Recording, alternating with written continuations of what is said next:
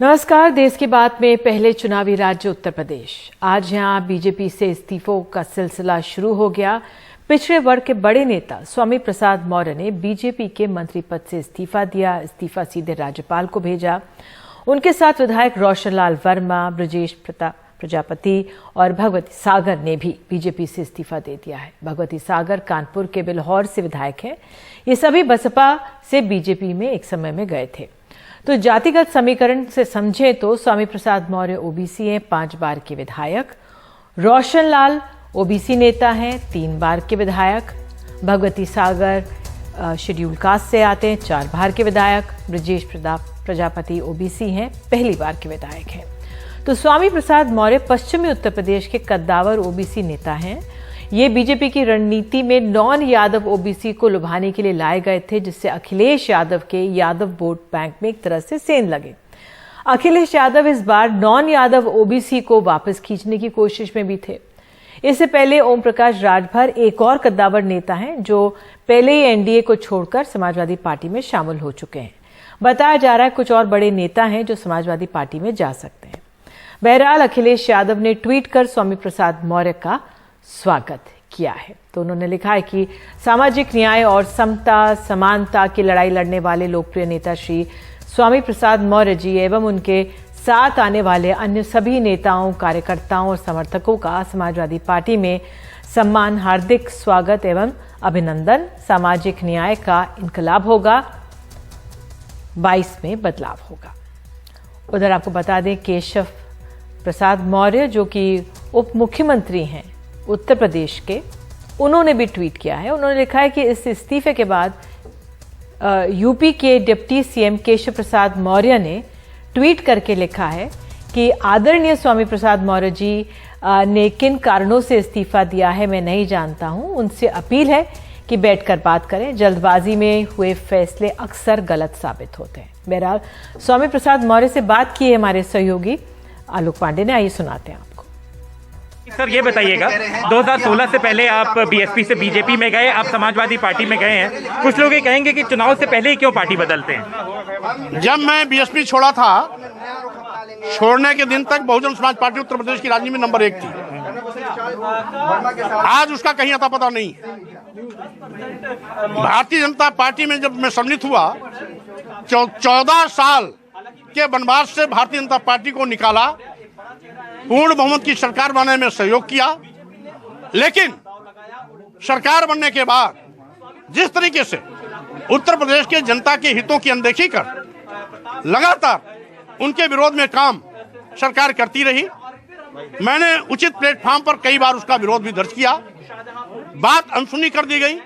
नतीजा हुआ कि आज मुझे उत्तर प्रदेश सरकार मंत्रिमंडल से इस्तीफा देने का निर्णय लेना पड़ा। केशव मौर्य बात करने को बोल रहे हैं कि आप बैठ के उनसे बात करें। केशव मौर्य जी को पहले क्यों नहीं याद आया?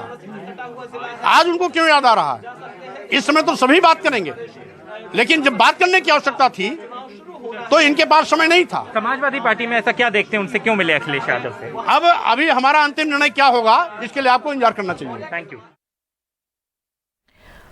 और उत्तर प्रदेश से 2 वरिष्ठ पत्रकार हैं, विनोद अग्निहोत्री और ब्रजेश शुक्ला, दोनों हमारे साथ जुड़े हैं। बहुत बहुत धन्यवाद जुड़ने के लिए। विनोद जी, पहले आपका आंकलन क्या, किस तरह से देख रहे हैं जो आज ये सिलसिला शुरू हुआ है बीजेपी के नेताओं का यहाँ पर समाजवादी पार्टी से जुड़ने का? देखिए निधि जी, आपने अपने शुरुआत में ये बात कही थी, ओम प्रकाश राजभर का जिक्र किया था आपने और भी जिक्र किया था। मुझे लगता है कि इसको समग्रता में देखना चाहिए। स्वामी प्रसाद मौर्य को लेकर के तो काफी दिन से चर्चाएं चल रही थी। हम सब लोग जो राजनीतिक पत्रकारिता करते हैं जानते हैं कि वो काफी दिनों से असंतुष्ट थे और ये चर्चा बहुत दिनों से चल रही थी कि वो कभी भी पाला बदल सकते हैं। लेकिन इसके पहले जिस तरह से पिछड़े नेताओं का मूवमेंट जो है वो समाजवादी पार्टी की तरफ हो रहा है, उसका विश्लेषण करने की जरूरत है। कांग्रेस से राजाराम पाल जो समाजवादी पार्टी में आए, जो पाल समाज के नेता हैं। ओम प्रकाश राजभर ने एनडीए से नाता तोड़ करके भाजपा से सपा से गठबंधन किया है। इसके अलावा जो है रामअचल राजभर, लालजी वर्मा, और ये आपकी संजय चौहान ने गठबंधन किया है, ये लोग पार्टी में शामिल हुए हैं। जाटों में अगर देखें तो पंकज मलिक और हरिंदर मलिक जो है शामिल हुए। तो कुल मिलाकर के, और जो स्वामी प्रसाद मौर्य के साथ अलावा 3 विधायकों ने जो इस्तीफा दिया उसमें भी एक दलित समाज से हैं, अनुसूचित जाति से हैं, 2 पिछड़ी जाति से हैं। तो अति पिछड़ों का एक मूवमेंट जो है, और दलितों का भी अब मैं देख रहा हूं, गैर जाटो दलितों का भी मूवमेंट सपा की तरफ हो रहा है।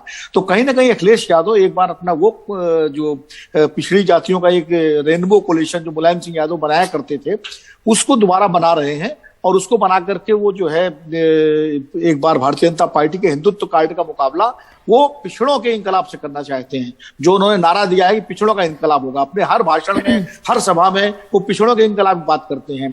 लेकिन जो विनोद जी, जो आप ये मूवमेंट की बात कर रहे हैं, ब्रजेश जी मैं आप पे आऊंगी, क्या ये जो मूवमेंट है सिर्फ नेताओं का मूवमेंट माना जाए या जमीन का मूवमेंट माना, जमीन पे जो लोग हैं, क्योंकि अभी तो फिलहाल ये नेताओं का मौका परस्त भी कह सकते हैं, ठीक चुनाव से पहले क्यों इनकी नाराजगी हुई, ये सवाल उठता है। तो मौका परस्ती है या वाकई में एक ये मूवमेंट है, जमीन का मूवमेंट है जो नेताओं के जरिए दिख रहा है?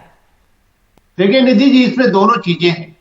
पहली बात तो बीजेपी से सिर्फ एक पार्टी लड़ पा रही मजबूती से, वो है समाजवादी पार्टी, और ये बाकायदा दिख रहा है, इसमें कोई वो नहीं है, हवा में दिख रहा है सब चीजें। दूसरी बात ये है कि जब यहां पर एक एक सीट पर आकलन बीजेपी कर रही है अपना, बहुत लोगों को लगता है कि साहब उनके लिए अच्छी ठीक स्थिति नहीं है। हर आदमी अपने हिसाब से राजनीतिक वोटें चलता है। तो स्वामी प्रसाद मौर्य जो बसपा से जो लोग आए थे, उनको लगता है 5 साल उनका यहाँ सम्मान नहीं हुआ, 5 साल उनको जो मिलना चाहिए था वो नहीं मिला, और वही वो पूरे लोग लगभग ज्यादातर लोग गए हैं उसमें। तो एक तो समाजवादी पार्टी का मजबूती से लड़ना, और दूसरी बात वो जो है जो यहाँ नेता जो लोग 5 साल यहाँ पर अपनी पूरी तरह, चूंकि मौर्य बिरादरी में केशव प्रसाद मौर्य उप मुख्यमंत्री रहे और उनसे सीनियर थे स्वामी प्रसाद मौर्य, उनको ज्यादा कुछ नहीं मिला, तो अपनी राजनीति है। और फिर दूसरी बात है कि वो अपने बेटे को फिर से ऊंचा हाथ से लड़वाना चाहती थी। बेटी सांसद है, बिल्कुल बिल्कुल, आपने ये सही कहा। मैं आपसे जानना चाहूंगी विनोद जी कि इसमें अगर हम बीजेपी की तरफ देखें, अखिलेश यादव जिस तरह से ब्रजेश जी कह रहे हैं, वाकई में मजबूती से एक मजबूत दावेदार विपक्ष के तौर पर खड़े हो गए, लेकिन बीजेपी और खास तौर से अगर मुख्यमंत्री योगी आदित्यनाथ के जो सीएम पोजीशन है उसको कितनी ठेस लगती है, या कोई फर्क ही नहीं पड़ता है, क्योंकि बीजेपी के जो फॉलोअर्स हैं या बीजेपी के जो पक्षधर हैं वो कहेंगे आएंगे तो योगी ही। तो उस लिहाज से आप किस तरह से आंकलन करते हैं? ये नारा देने के लिए तो कुछ भी नारा दिया जा सकता है, हर पार्टी नारा देती है, लेकिन फर्क तो पड़ता है। इन सारे नेताओं के गठजोड़ से ही भारतीय जनता पार्टी को 2017 में बहुत बड़ा ताकत से बहुमत मिला था। ठीक है, उसमें नरेंद्र मोदी की छवि भी थी, उनकी लोकप्रियता भी थी, भारतीय जनता पार्टी का हिंदुत्व कार्ड भी था, लेकिन वो हिंदुत्व कार्ड तब तक पूरा नहीं होता जब तक उसमें पिछड़े न जुड़े, जब तक उसमें दलित न जुड़े। खाली सवर्णों से हिंदुत्व कार्ड पूरा नहीं होता। इसका फैसला 1992 में जब बाबरी मस्जिद टूटी थी, उसके बाद 1993 में भाजपा नहीं सत्ता पा पाई थी और वो हार गई थी चुनाव, मतलब पीछे रह गई थी। तो इससे साबित होता है कि सामाजिक जातियों का जो गठजोड़ होता है वो भी बहुत जरूरी है, और भाजपा उसको सोशल इंजीनियरिंग कहती है और समाजवादी पार्टी उसको सामाजिक न्याय की शक्तियों का गठजोड़ कहती है। तो समाजवादी पार्टी का तो राजनीतिक प्लैंक जो है, पॉलिटिकल प्लैंक ही यही है, सोशल जस्टिस जिसको कहा जाता है। जैसे भारतीय जनता पार्टी का जो प्लैंक है वो हिंदुत्व और सोशल इंजीनियरिंग है। तो अखिलेश यादव उस पुराने प्लैंक पर लौट रहे हैं, और देखिए नेता भी वहीं जाते हैं जिस पार्टी की संभावनाएं होती हैं। अब ये नेता भाजपा से मान लीजिए नाराज थे तो बीएसपी में भी जा सकते थे, लेकिन बीएसपी की संभावनाएं नहीं है। कांग्रेस में भी जा सकते थे, कांग्रेस की संभावनाएं नहीं है। जैसा कि ब्रजेश भाई कह रहे हैं, संभावनाएं जो है अगर भाजपा के मुकाबले किसी पार्टी की है तो समाजवादी पार्टी की है। इसीलिए मूवमेंट जो हो रहा है वो समाजवादी पार्टी की तरफ हो रहा है। 2017 में भाजपा की संभावनाएं थी तो भाजपा की तरफ मूवमेंट हो रहा था। ये हमेशा जी बिल्कुल, आप कह रहे हैं कि वो एक तरह से वो कहते हैं मौसम देख के नेता कुछ ऐसे होते हैं जो हवा का बहाव बता देते हैं। ब्रजेश जी, मैं आपसे जानना चाहूंगी ऐसे में जो कांग्रेस है, क्योंकि एक आंकलन ये भी था कि कांग्रेस के भी कोई एक बड़े नेता जा सकते हैं समाजवादी पार्टी में, आजकल में नाम सामने आ जाएगा। ब्रजेश जी, कांग्रेस के लिए जो एक विपक्ष के तौर पर एक भूमिका अपनी दिखा रही थी, या बसपा, इन पार्टियों के लिए क्या संकेत? देखिए, बसपा का अभी संभावनाएं बिल्कुल आप खारिज नहीं कर सकती हैं। मैं जब अभी गया था गांव में, मैं गया तो मुझे लगा कि बसपा का जो कोर वोटर है, मैं उस पूरे समाज की बात नहीं कर रहा हूं जो बसपा को वोट दिया करता था, जिसके बसपा सत्ता में आती, लेकिन उसका अपना वोटर रहा है, जिसके पर बसपा बनी, वो अभी भी मायावती से जुड़ा हुआ है, वो नई हटने का नाम दे रहा है। जब आप वोट पड़ेंगे तो आपको मालूम होगा तब। तो अब जहां तक कांग्रेस की बात है, ऐसा लग रहा था कि कांग्रेस बहुत अच्छा करेगी, प्रियंका गांधी दौरा कर रही थी, लेकिन कांग्रेस के ज्यादातर नेता बिल्कुल आ गए हैं समाजवादी पार्टी में। और देखिए, हरेद मलिक से लेकर के इमरान मसूद तक, इसके बाद कांग्रेस के सामने ये संकट है कि किसको लड़वाए किसको न लड़वाए। अब जो बहुत लोगों को टिकट नहीं मिलने जा रहा है बीजेपी में, उनका भी तमाम लोगों को सहारा है। कई लोग चुनाव लड़ने के लिए ही लड़ते हैं कि हमको लड़ने हैं, तो वो लोग भी अब बिल्कुल, और यही कहा भी जा रहा था कि जो ये नेता छोड़े हैं, ये इनमें से कई जो कुछ टिकट चाह रहे थे उनको वो टिकट नहीं मिलेगा। विनोद जी, अगर मैं आपसे जानना चाहूं कि जो एक टिकट सब चाहते हैं, आप बीजेपी की दिल्ली में बैठक भी चल रही है इस समय और टिकटों के बंटवारे पर उसमें विचार मंथन हो रहा है, और स्वामी प्रसाद मौर्य जिस तरह से गए, कहा ही जा रहा था भाई आप रुक जाते और टिकट जो बेटे के लिए चाह रहे थे फलाना फलाना, उस लिहाज से बीजेपी की रणनीति क्या बदलेगी ये जो नेताओं का पलायन हुआ है इसको देखते हुए? नहीं, देखिए, आज ही अभी खबर आ रही है कि अमित शाह जी ने सुनील बंसल को जिम्मेदारी दी है कि वो जो नेता असंतुष्ट हैं उनसे बातचीत करें, उनको न जाने दे, रोकें। यहाँ तक केशव प्रसाद मौर्य ने तो स्वामी प्रसाद मौर्य से भी अपील की है। लेकिन देखिए, ये बात सही है, जिनको अंदाज लग जाता है कि हमारा टिकट कटने वाला है, वो तो फिर अपने दूसरे विकल्प तलाशने लगते हैं। और ज्यादातर वही नेता पहले पार्टी छोड़ते हैं जिनको इस बात का संदेश मिल जाता है कि उनका टिकट कट रहा है या कटने वाला है, या उनको लगता है कि इस पार्टी से हम अपने चुनाव क्षेत्र में चुनाव नहीं जीत पाएंगे, क्योंकि एंटी इनकम्बेंसी उनके साथ साथ पार्टी को लेकर के भी होती है। तो जहां तक स्वामी प्रसाद मौर्य के छोड़ने की बात है या बाहर जाने की बात है, या उनके साथ जो 3 विधायकों ने इस्तीफा दिया है, खबर है कि और भी लोग आने वाले हैं, तो निश्चित रूप से भारतीय जनता पार्टी के लिए एक चिंतन का विषय है। और भारतीय जनता पार्टी अब जरूर एक डैमेज कंट्रोल की कोशिश करेगी। हो सकता है, और ये डैमेज कंट्रोल कैसा होगा देखना होगा, वाकई में कितना असर होगा। लेकिन आज समाजवादी पार्टी एक मजबूत दावेदार के तौर पर आज यूपी चुनावों में सामने खड़ी नजर आ रही है। आप दोनों जुड़े, बहुत बहुत शुक्रिया। और इस ब्रेक के बाद हम पंजाब की राजनीति पर गौर करेंगे। बने रहिए देश की बात के साथ।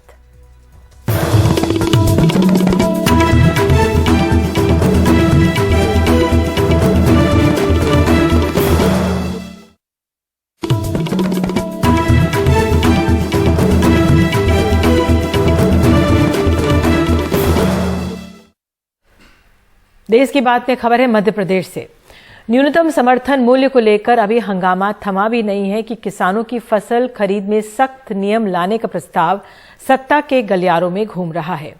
भारतीय खाद्य निगम यानी एफसीआई के नए प्रस्ताव का जो ड्राफ्ट है वो कहता है कि फसल खरीदी के दौरान नमी कम रखी जाए, गुणवत्ता अच्छी हो। तर्क यह है कि लोगों को अच्छी गुणवत्ता के खाद्यान्न मिले, क्वालिटी अच्छी होगी तो इसे लंबे वक्त तक रखा भी जा सकता है। वहीं कुछ लोगों को लग रहा है कि एमएसपी पर एक और ये वार है। भोपाल की करौंद मंडी में 9 बजे हमारे साथ किसान भी फसल लेकर आ गए, लेकिन 12 बजे तक मंडी कर्मचारी नहीं पहुंचे, माल की तुलाई शुरू नहीं हुई। चर्चा चली उनके साथ एफसीआई के नए प्रस्तावों को लेकर। धर्मरा से आए नवल किशोर कुशवाहा 22 लोगों का परिवार 17 एकड़ खेत से पालते हैं। एफसीआई के नए ड्राफ्ट के बारे में सुना तो क्या कहा, आप भी सुनिए। नमी आएगी तो उसके अंदर रेट डाउन हो जाएगा, पैसे कम मिलेंगे। ये मॉइस्चर का मामला जहाँ तक है 14% था, 12% कर दिया। उसको किसानों को पता भी नहीं लगता। किसान सीधे साधे हैं, आते हैं और दे के चले जाते हैं। जो उम्मीद रहती है 2000 रुपये की तो 1800 रुपये के पैसे हाथ में जाते हैं। इधर तोल में भी गड़बड़ करते हैं, वो भी व्यवस्थाएं गड़बड़ हैं। ब्रिज किशोर मीणा 40 एकड़ के मालिक हैं। कहते हैं किसान के हर बात में कतार है। जानते हैं नमी ज़्यादा होगी तो कीमत कम मिलेगी, ये भी जानते हैं कि नमी की मजबूरी होगी। इससे किसान को ये नुकसान हुआ कि उसको अपने माल को बेचने में परेशानी आएगी। भाई पहले 14% बढ़ा हुआ था, 12 कर दिया, तो नमी तो आना ही है। ऐसे मौसम में तो नमी आना बरकरार बना है, तो इसमें किसान को दिक्कत आएगी ना अपनी फसल बेचने, और उसके मूल्य फिर कहीं ना कहीं मूल्य कम मिलेगा उसको। संतुष्ट है कहाँ किसान, मुझे बताइए। हर जगह परेशान है। उसको अपना गल्ला बेचने के लिए लाइन में, पैसा लेने के लिए जाता है तो लाइन में, मतलब हर जगह लाइन में, हर जगह परेशानी। जहाँ उसको ज़रूरत होती है, ज़रूरत के मुताबिक है ना, तो कभी खाद की पूर्ति ज़रूरत के मुताबिक होती है, उसमें भी लाइन में लगा, उसमें भी परेशानी उठा रहा। फिर ये प्राकृतिक आपदा, ये भी किसान झेल रहा है। तो किसान के हाल तो बहुत बुरे हैं। किसान को नुकसान है, ज़्यादा नमी हो गई है तो क्या ज़्यादा सूखा लेंगे तो उससे क्या है, किसान को ही घाटा है। इन दस्तावेजों में सेंट्रल पूल में खाद्यान्न खरीदी के नए मापदंडों का खाका बनाया गया है। कमेटी में 12 सदस्य थे, जिसमें फसल खरीद के निर्धारित मापदंडों में बदलाव लाने की सिफारिशें की गई हैं। गेहूं खरीद में नमी को 14 से घटाकर 12% करने का प्रस्ताव है। फॉरेन मैटर 0.75% से 0.50% तक होगा। कम क्षतिग्रस्त गेहूं को 4% से 2% तक किया जाएगा और सिकुड़े गेहूं को 6% से 4% करने का प्रस्ताव है। धान की खरीदी में नमी 17% से घटाकर 16% करने, बदरंग धान की मात्रा 5% से घटाकर 3% करने जैसे कई नियम प्रस्तावित हैं। कृषि के जानकारों, किसानों का मानना है कि ये किसान विरोधी प्रस्ताव है। सरकार बैकडोर से एमएसपी पर प्रहार कर रही है। हालांकि कांग्रेस शासित छत्तीसगढ़ के खाद्य आपूर्ति मंत्री के स्वर नरम ही थे। ले दे के कहानी ये आ रही है कि वो समर्थन मूल्य जो है उसको ख़त्म करना चाह रही है। किसान का माल सस्ता क्यों? किसान का माल सस्ता, बाकी चीज़ें सब महंगी। आज समर्थन मूल्य जो है 2025 है, अभी मंडी में रेट है 1900, 1800, 1850। अब क्या करेगा किसान? कुल मिला के समर्थन मूल्य तोड़ना चाह रहा है। एमएसपी देना तो दूर, जो मिल रहा है उस पर भी सख्ती करके उसे खत्म करने की साजिश रची जा रही है, प्लानिंग की जा रही है। आप देख लीजिए कि भारत में वैसे तो 6% तक फसलों का एमएसपी पर खरीदी होता है। कुछ फसलें जो अनाज वाली है, धान और गेहूं, इनकी खरीदी ज्यादा होती है। अब इन फसलों की खरीदी के जो नियम है उनको और सख्त किया जा रहा है, जिससे कि किसान कम से कम एमएसपी पर बेच पाए और सरकार को एमएसपी से खरीदने का जो इनका बाध्यता है उससे वो बच जाए। जो भी गाइडलाइन आया है उसको फॉलो किया जा रहा है और हर चीज में अगर आप केवल किसानों के ऊपर ही आप शिकंजा कसेंगे, उसको कभी मॉइस्चराइजर के नाम से तो कभी क्वालिटी के नाम से, तो मिलर्स भी परेशान होंगे, किसान भी परेशान होंगे। तो उसमें देख करके करना चाहिए। केंद्र से इस मामले पर कैमरे पर तो प्रतिक्रिया नहीं मिली, लेकिन सरकारी सूत्रों ने हमारे वरिष्ठ सहयोगी हिमांशु शेखर मिश्रा को बताया कि एफसीआई राज्य सरकारों के साथ खरीद मापदंडों को संशोधित करने के लिए एक मसौदा रोड मैप पर काम कर रही है। यह सुनिश्चित करने के लिए कि आम लोगों को बेहतर गुणवत्ता वाला खाद्यान्न मिले। बेहतर गुणवत्ता वाले खाद्यान्नों की खरीदी से एफसीआई को भविष्य की जरूरतों को पूरा करने के लिए लंबे समय तक भंडारण करने में मदद मिले। नए कृषि कानूनों को लागू करने के तरीके और फिर उसकी वापसी, दोनों को किसानों ने सवालों के कटघरे में ही रखा है। ऐसे में भारतीय खाद्य निगम की दलीलें बतौर खरीदार या ग्राहकों के लिए भलेशक कितनी भी अच्छी क्यों ना हो, किसानों को समझा पाना थोड़ा मुश्किल लग रहा है, खासकर तब जब बाजार, कतार, भौगोलिकता सबसे उसका उत्पाद और उसकी नमी प्रभावित होती है और जब वो तौल कांटे पर रहती है तो कई बार क्वालिटी के नाम पर उसे औने पौने दाम मिलते हैं। भोपाल में अपने कैमरा सहयोगी रिजवान खान और नई दिल्ली में हिमांशु शेखर मिश्रा के साथ अनुराग द्वारी, एनडीटीवी इंडिया। और देश की बात में अब बात पंजाब की। पंजाब में भी चुनाव हो रहे हैं तो एक नए चेहरे ने कांग्रेस में वो शामिल हुई हैं, उसके कई मायने भी निकाले जा रहे हैं। अभिनेता सोनू सूद की बहन मालविका ने कल ही मुख्यमंत्री चन्नी और राज्य पार्टी प्रमुख सिद्धू की मौजूदगी में कांग्रेस का दामन थाम लिया है। तो क्यों मालविका ने कांग्रेस को चुना है, आइए सीधे मालविका से ही पूछते हैं। मालविका सूद हमारे साथ मौजूद हैं। बहुत बहुत धन्यवाद मालविका जुड़ने के लिए। तो ये बताइए, आप राजनीतिक पारी शुरुआत कर रही हैं, आपने कांग्रेस को क्यों चुना? Thank you so much. मैं बात करना चाहूंगी कि बहुत ही मुश्किल डिसीजन था मेरे लिए पार्टी चुनना, क्योंकि कभी सोचा नहीं था लाइफ में कि पॉलिटिक्स में आएंगे, लेकिन कांग्रेस इसलिए चुना। मेरे को याद है जब छोटे होते थे तो मामा पापा से पूछना कि कौन सी जगह जा रहे हो, कहाँ किसको वोट डाल रहे हो। तो कांग्रेस पार्टी कहते हैं कि नेशनल पार्टी है, मैं सोचती हूँ। और चन्नी साहब ने जो काम किया है पिछले 100 दिनों में बड़ा ही कमेंडेबल है। ग्राउंड लेवल पे काम करते हैं, लोगों के साथ जुड़ते हैं। बीइंग ए सोशल वर्कर, मैं भी बहुत टाइम से ग्राउंड लेवल पे काम करती हूँ, लोगों को पर्सनली मिलती हूँ, उनकी प्रॉब्लम सुनती हूँ। तो कहीं ना कहीं मुझे लगा कि जब मैं इस पार्टी के साथ जुड़ूंगी बहुत सारा काम मैं कर पाऊंगी। और बात करूं मैं मोगा में हमारी कांग्रेस पार्टी का जो कैडर है वो बहुत पुराना है और बहुत सारी मैं बोलूंगी कि फैमिली जो है हमारी बड़ी है यहाँ पे कांग्रेस की। तो मुझे लगता है मैं अभी नहीं हूँ और मेरे को बहुत इजी लगेगा जब मेरी फैमिली इतनी बड़ी होगी, मैं लोगों के पास ज्यादा से ज्यादा पहुंच पाऊंगी उनकी मदद करने। मालविका, किसने जो आप कह रही थी बड़ा मुश्किल फैसला था कि कांग्रेस में जाए, कहाँ जाए, तो कांग्रेस का चुनाव में किसने मदद की आपकी? आपके भाई ने मदद की? नहीं, भाई ने कुछ नहीं, क्योंकि भैया ने हमेशा यही बोला है तेरा डिसीजन है, क्योंकि तेरे को पॉलिटिक्स में आना है, मैं नहीं आ रहा हूँ पॉलिटिक्स में।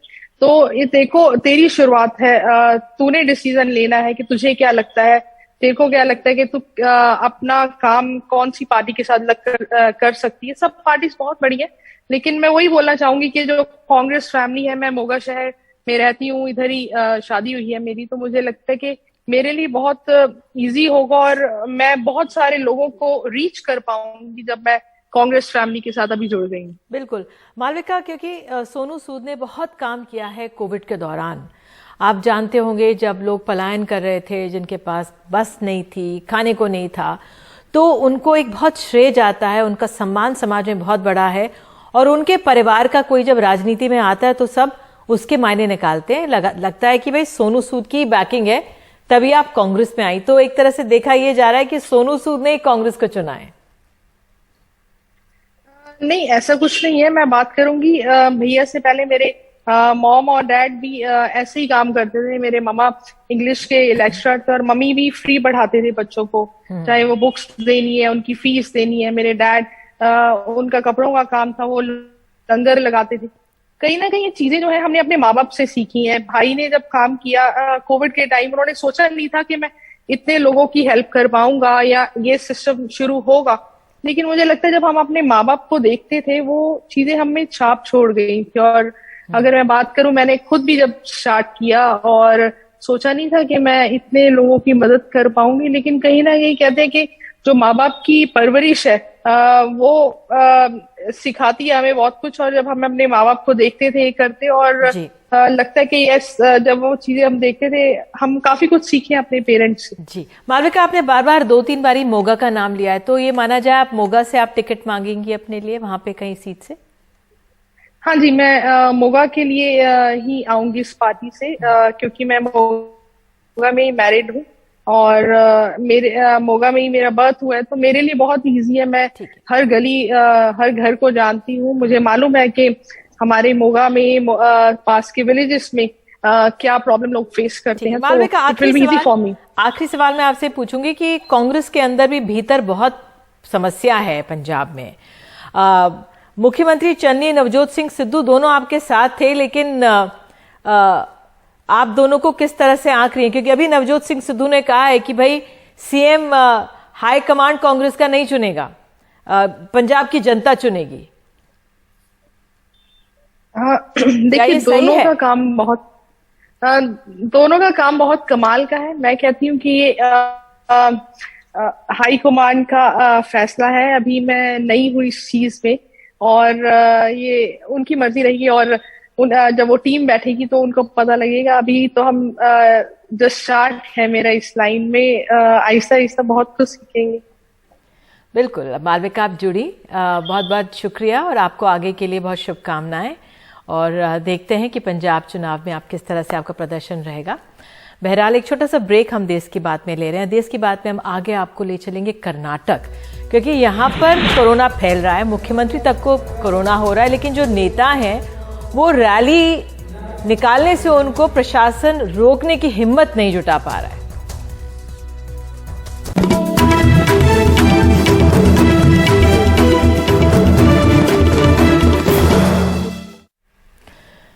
देश की बात में खबर कर्नाटक से। कर्नाटक के मुख्यमंत्री बसवराज बोम्मई को कोविड हो गया है। उनकी कैबिनेट के 2 और मंत्री कोविड पॉजिटिव हैं। कोरोना संक्रमण को यहां पर बेकाबू होता दिख रहा है, लेकिन एक तरफ कांग्रेस की पदयात्रा में भीड़ जुट रही है तो दूसरी तरफ बीजेपी के वरिष्ठ नेता ने मंदिर महोत्सव को लेकर रैली निकाली और जनार्दन रेड्डी के जन्मदिन पर काफी भीड़ उमड़ी। कांग्रेस की रैली के खिलाफ 2 एफआईआर दर्ज की जा चुकी हैं, लेकिन रैली को रोकने की हिम्मत प्रशासन नहीं दिखा पा रहा है।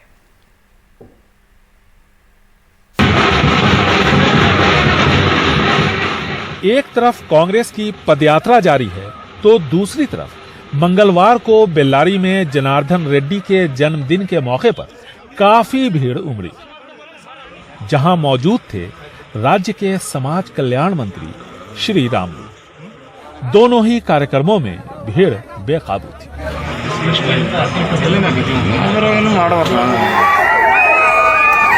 सोमवार की इस तस्वीर को देखिए। बीजेपी विधायक रेणुकाचार्य की मंदिर महोत्सव रैली होनल्ली में। अब राज्य के मुख्यमंत्री बसवराज बोम्मई कोरोना से संक्रमित पाए गए हैं। इससे पहले राजस्व मंत्री आर अशोक ने 4 जनवरी को कोविड पर हुई बैठक में हिस्सा लिया था, जिसमें दूसरे मंत्रियों के साथ साथ वरिष्ठ अधिकारी मौजूद थे। इसके बाद आर अशोक की तबीयत बिगड़ी और शुक्रवार को वो पॉजिटिव पाए गए। नियमों के मुताबिक मुख्यमंत्री से लेकर मुख्य सचिव और दूसरे मंत्री और अधिकारी उनके प्राइमरी कांटेक्ट थे, लेकिन तब किसी ने जांच नहीं करवाई। उतना ही नहीं, गुरुवार को विधानसभा सभागार में हुए कार्यक्रम में मुख्यमंत्री बसवराज बोम्मई और प्रदेश कांग्रेस अध्यक्ष डीके शिवकुमार ने हाथ भी मिलाया था। इसके 2 दिन बाद उनकी पदयात्रा शुरू हुई, लेकिन जब डॉक्टर आरटीपीसीआर टेस्ट के लिए गए तो डीके शिवकुमार ने डांट कर भगा दिया।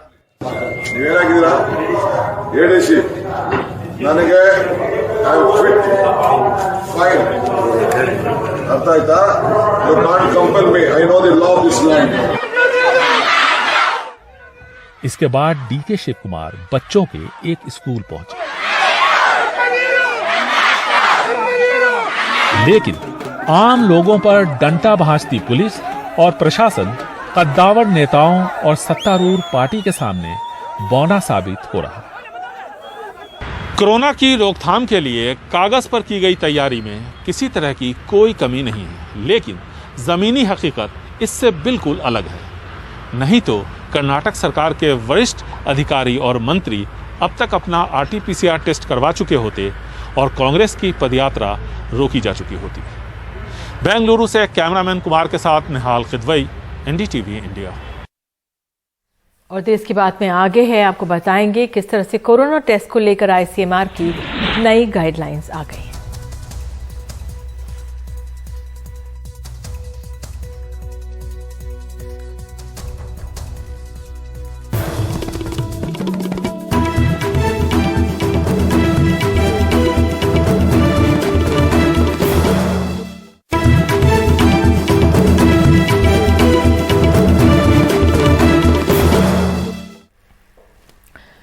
कोरोना मरीजों के संपर्क में आए अब हर किसी को टेस्ट करवाने की जरूरत नहीं है, उन्हें बस आइसोलेशन में रहना होगा। आईसीएमआर ने टेस्टिंग को लेकर नई गाइडलाइंस जारी की है।